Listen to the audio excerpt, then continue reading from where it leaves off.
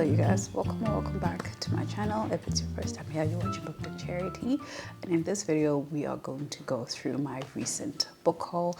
I've got some books that have been around for a while. There's 2 stacks that have been around for a while and 2 that I collected earlier this week. So without wasting any more time, let's get into the video. As always, I'm gonna be doing this in stacks of where I received the books. So we're gonna start with books that were sent to me by the people at Jonathan Ball. They sent this to me in December, and they were books that I was expecting, and they were not these ones. So I was a little confused, okay? I don't want to lie. I was a little confused by these books that arrived because they were not part of my selection. But the package had my name on it, so I guess this is what they decided to send me.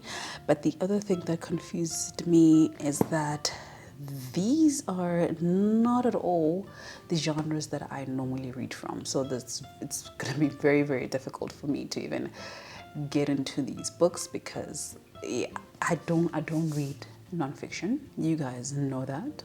I have a very, very short selection of nonfiction books, but I'm very, very particular of what I would even request as a nonfiction book.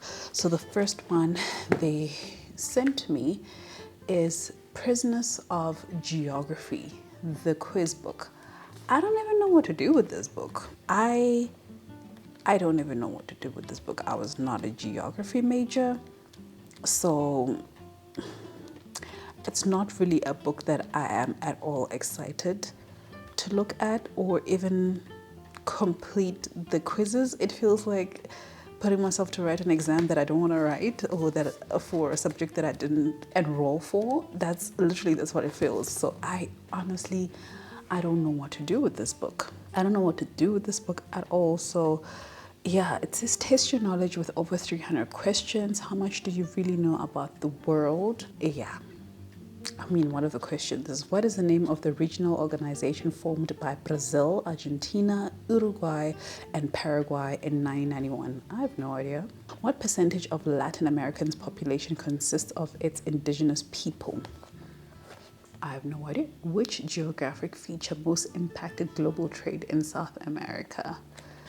Yeah, I can't say these are facts that I am particularly interested in. I don't know. I don't know about this one, but yes, they did send me this book. And then another one that they sent me is a memoir, and it's a part 1. Definitely something that was not on my radar because this is not a person that I followed. I know about her, but I didn't follow her.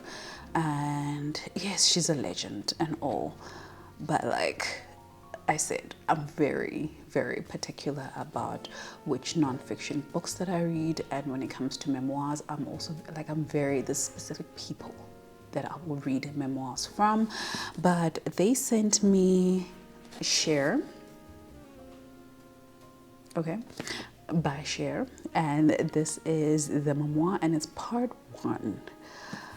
I'm even worried that there's a part 1 and there's part 2, and at the back it says there is only one Cher, and for 7 decades she has been showing us why. Cher holds the attention of the world with her voice, her acting, her style, her wit, and her unstoppable spirit. Now for the first time she tells her story in her own voice, as honest as it is hilarious, as powerful as it is perceptive. Cher's childhood was anything but normal, as her mother Georgia, blessed with movie star looks and a knockout voice, moved them around the country over and again in the hope of finding fame. Her school life wasn't straightforward, but she always knew she was going to be somebody when she grew up.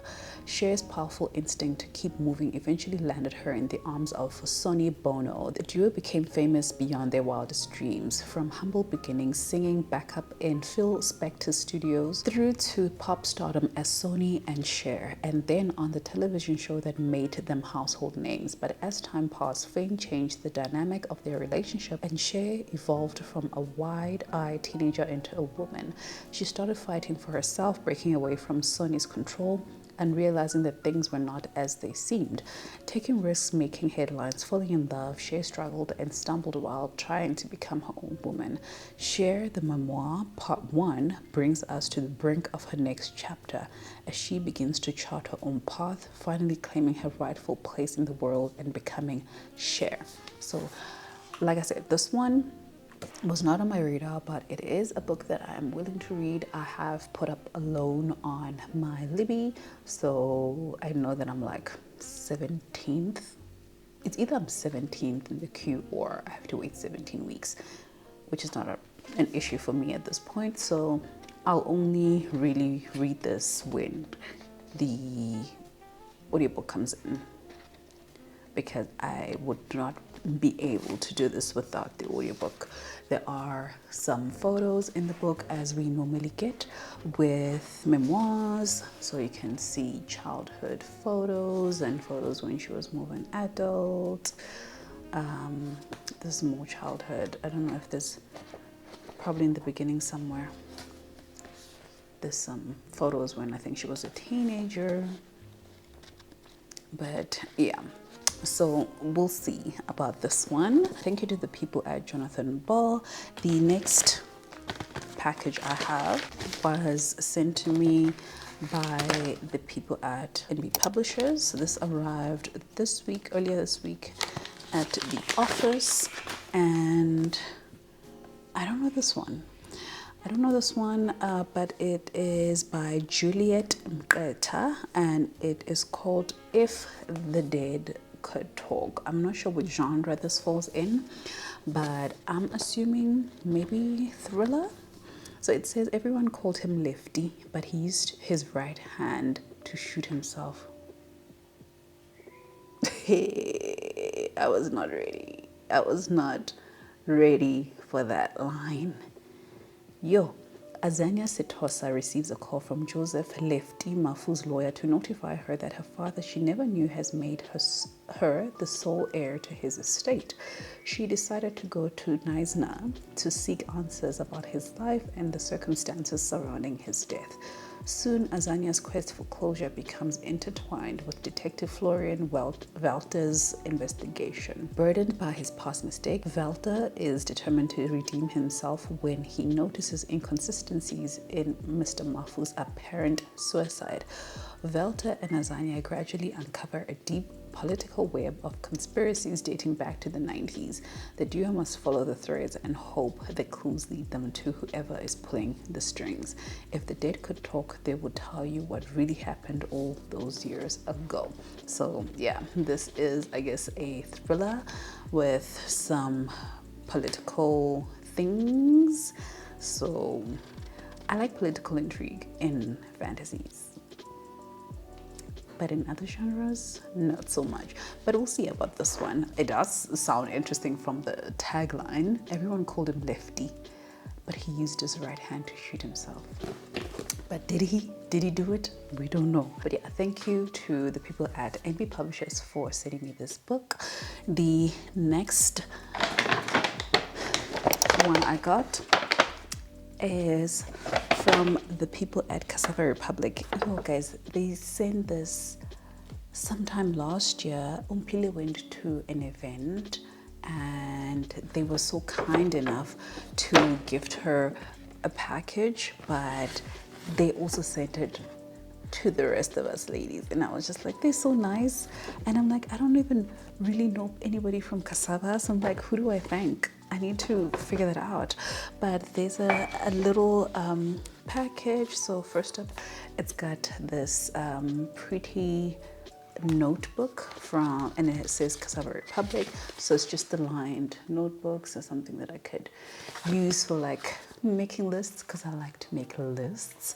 So we've got this. We've got a mug that says Cassava Republic, which is very nice. Another mug to add to the collection of bookish mugs. We love it. I haven't even been able to use it because I haven't shown it to you guys or to anybody, so it's a bit dusty, it needs a wash. And then there is a book. wrapped up really nicely. So let's see what is in here.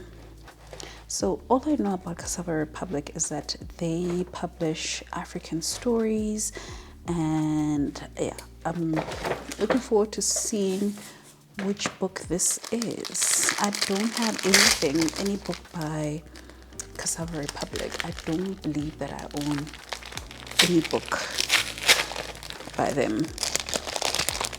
Oh, I almost thought that this was another book that I had. It looks like the 100 Wells of Salaga, which is that a Cassava Republic book? Because if it is, then I do own a Cassava Republic book. So this one is called Like a Mule Bringing Ice Cream to the Sun, and it's by Sarah Ladipo Manyika. This is what the book looks like, and this is the bag. This book retails for 280 rands, and let me show you the author, and I'll read the biography just now. So it says, Sarah Ladipo Manyika was raised in Nigeria and has lived in Kenya, France, and England. She holds a PhD from the University of California in Berkeley and teaches literature at San Francisco State University. Her first novel, Independence, was published by Legend Press in London, Cassava Republic Press in Abuja, and Wheeler Press in Harare. Sarah sits on the board of Hedge Brook and San Francisco's Museum of African Diaspora and was the chair of judges for the Etisalat Prize for Literature in 2015. Sarah is host of Aussie's video series, Right. Okay, let's read more about the book. So it says, Morayo da Silva, a cosmopolitan Nigerian woman, lives in hip San Francisco. On the cusp of 75, she is in good health and makes the most of it, enjoying road trips with her vintage Porsche sister, chatting to strangers and recollecting characters from her favorite novels. Then she has a fall and her independence crumbles. Without the support of family, she relies on friends and chance encounters. As Mariah recounts a story moving seamlessly between past and present, we meet David. I think that's how you would say it. D-A-W-U-D. David, maybe.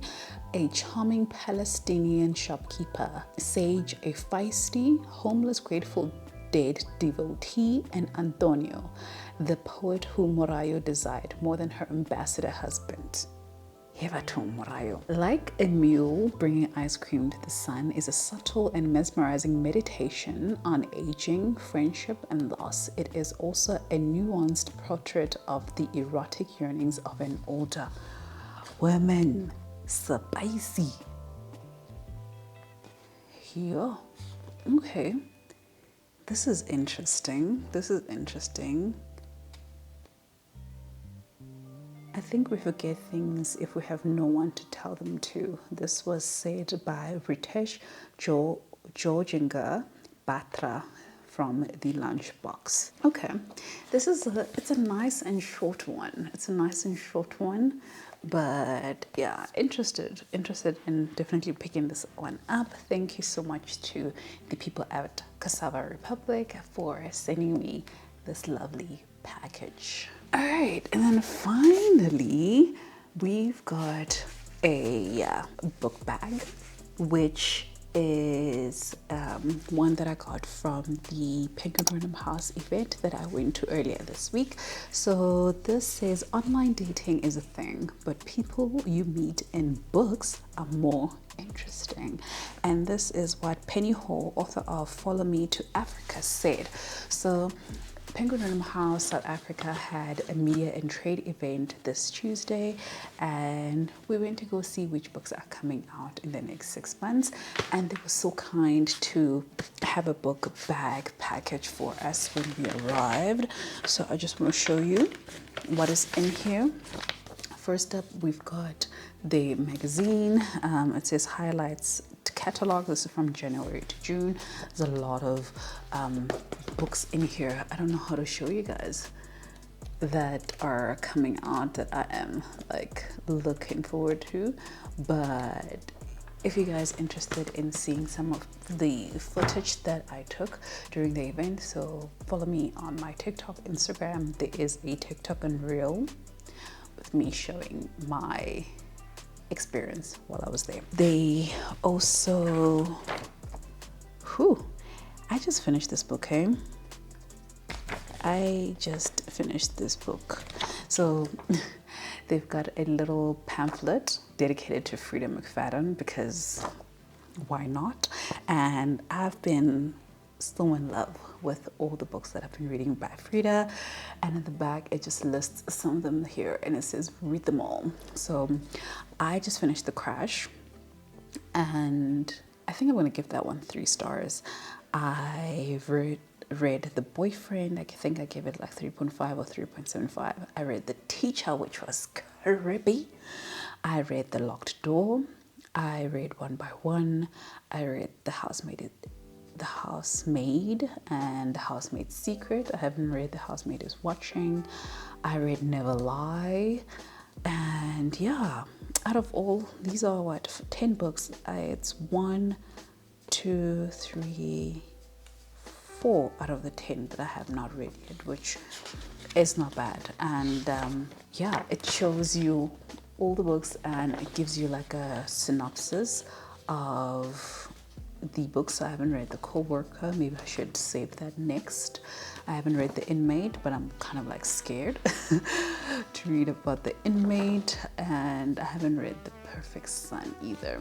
But I really love Frida McFadden's books. Like, I love how quick they are. I love like the pacing. They're very fast paced. They are intriguing. They'll keep you on your toes, and there's like twists that are really nice. I gave The Crash 3 stars because I feel like the twists in that one was not as interesting as I would find the other books.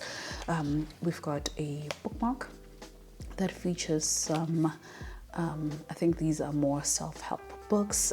We've got How to Win Friends and Influence People by Dale Carnegie.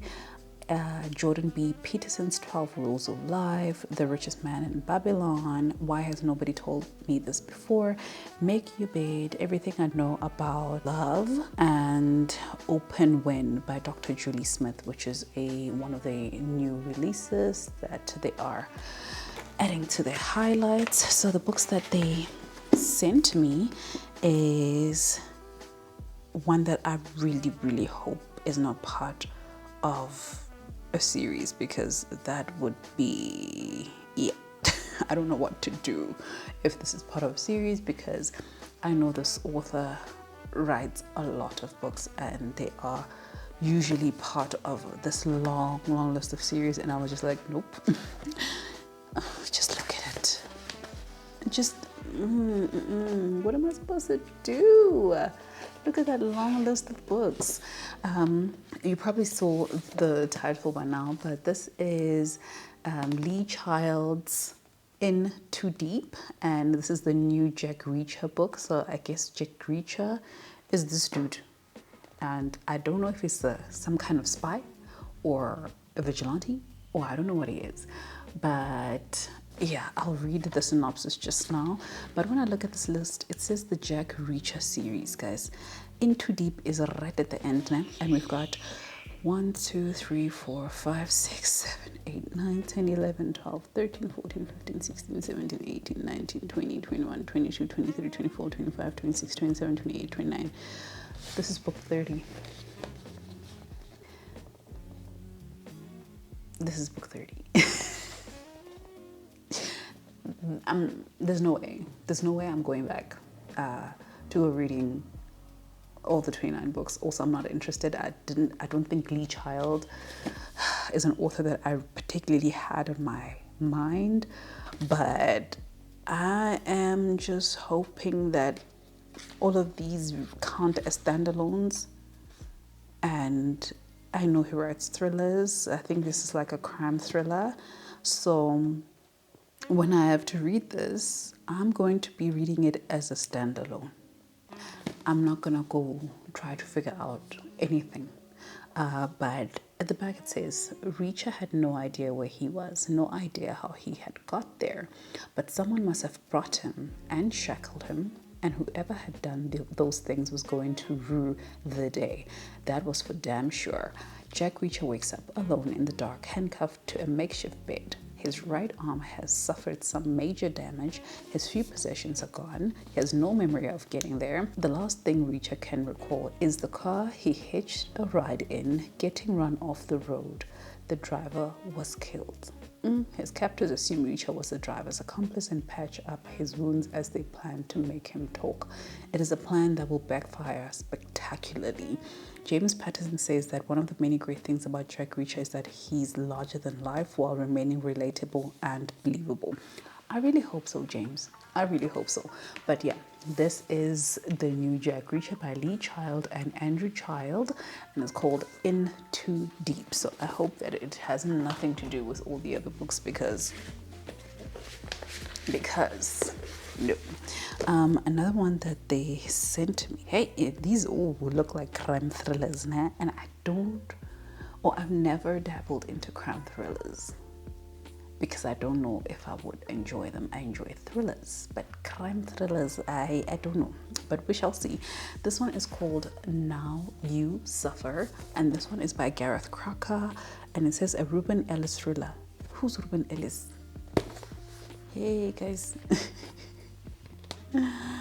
Who is Ruben Ellis? I don't know what that means. Okay, maybe Ruben Ellis is like Jack Reacher.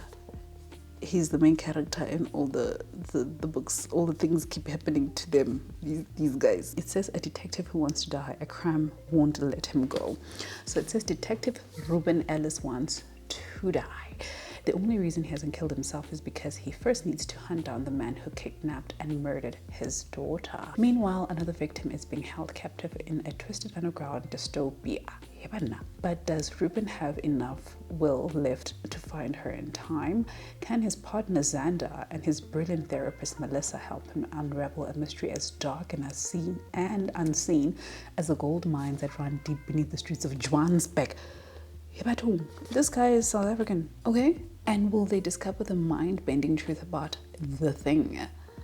The deeply troubled figure in the basement? Now You Suffer is a chilling and wordily unforgettable thriller, the first in a best-selling author Gareth Crocker's riveting new Ruben Ellis series. Okay, I love that it's a first book, which means that it's something that I could pick up pretty soon. It says Gareth Crocker's debut novel, Finding Jack, was published in New York to international acclaim and has since become a global fan favorite. His best-selling books have been optioned for films and translated into numerous editions all over the world. So, and this one is a short one, so looking forward to it. And then the last thing that they have, there's a pen in here somewhere.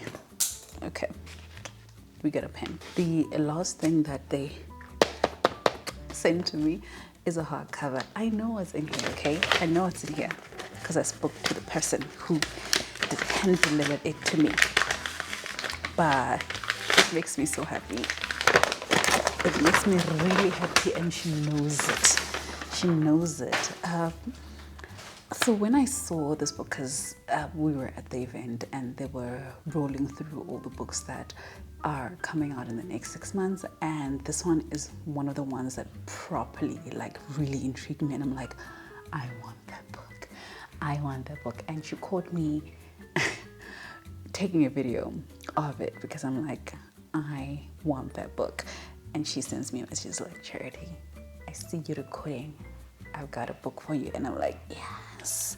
But it makes me so excited. This is a cookbook. Okay, it's a cookbook by a very well-known chef, Jamie Oliver, and this time he brings us Easy Air Fryer. Big and bold, delicious food. Okay, there it is there at the back. You guys know I love my air fryer. I love everything about my air fryer. I use my air fryer almost on a daily basis, and especially when it is during the week, I use it every single day because that's how I prepare my daughter's lunches for the week. And it honestly doesn't matter what I'm making. I'm always using the air fryer. And sometimes I do run out of ideas and I'm always looking for like new things to try. So when I get to see air fryer books, it makes me very, very excited. And the contents of this book, what you can expect is we all love air fryers, how an air fryer works, quick fixes, new classics, big up the veg, super salads, a little bit fancy, cute canapes, get your bake on. I've never tried baking anything in the air fryer. Proper puds and cooking sustainably and kitchen notes. What I love about the air fryer personally is that it's very, very quick and easy to make things in there. Like it takes such little time than having to do stuff on the stove. So yeah, they've got how an air fryer works. He's got a very fancy one. Mine is like a smallanyana air fryer that I've loved. Probably in the future I will invest in like a bigger one. So there is a feta and tomato pasta. How are you going to make this in the air fryer? I don't. What even goes in the air fryer? Springtime salmon in a bag, smoked mackerel on toast. Oh, crispy garlic mussels. Yes, for yogurt flatbread. Black bean and tofu. Oh, spiced fish and rice bake. That looks good. I don't eat a lot of fish except when I'm eating sushi. Lamb kofta. Hey, I hope they're easy. So obviously with some of these recipes, not everything will be fully made in the air fryer. Like with the pasta, you still have to cook your pasta. Oh, nuts for toasties. I must do this because I've got nuts and I've been meaning to like toast my nuts and like maybe crush them together for like a nutty snack, but I haven't actually done that. And the last time I did it was in the oven, and I was going to do them in the oven again, but like I will definitely be doing this weekend. I'm definitely going to be doing this in the air fryer. Mushroom swirls, sesame prawn toast. Oh yeah, these little potato cubes. This is what my daughter loves of. I had to even get a potato cutter to cut the potatoes in like squigglies to make it look fancy. Harissa roasted cauliflower, piccalilli, pork and apple pies. That looks nice. So there's a lot of things to try. So I will definitely be going through this and seeing what recipes I can take from there. Kerala roast chicken and curry sauce. We never really buy full chicken to even try and roast in the air fryer, but I guess you can definitely do that. Gnarly mushroom and noodle salad. Oh, I must try that. I must try doing my mushrooms in the air fryer. Really good roasties. Sesame manga taut. Oh yeah, sprouts definitely in the air fryer. Green beans. Veggies in the air fryer is one of the easiest things, and I love that you can nicely like roast them. And if you use the air fryer paper, you can actually like keep some of the, like you can marinate them nicely and not have it all go down into the bottom of the air fryer. But I love it. I love it. I'm so excited for this.